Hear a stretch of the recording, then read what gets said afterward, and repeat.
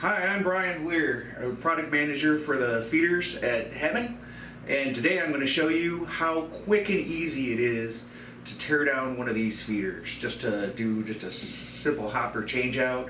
It's going to take me longer to explain it than it's going to take me to do it, and I'm going to do it with one hand because our design is just so slick. So first thing you do, shut this down. Now grab a screwdriver. We've got removable side panels with quarter turn screws.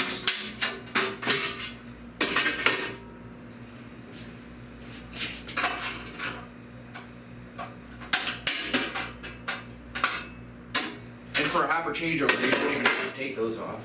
For a hopper changeover, all you got to do is remove this.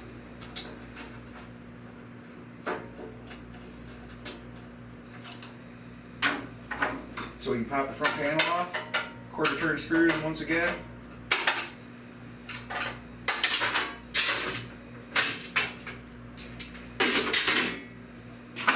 Now I can pull out the nozzle, a couple of quick turns counterclockwise, and we'll have this auger out.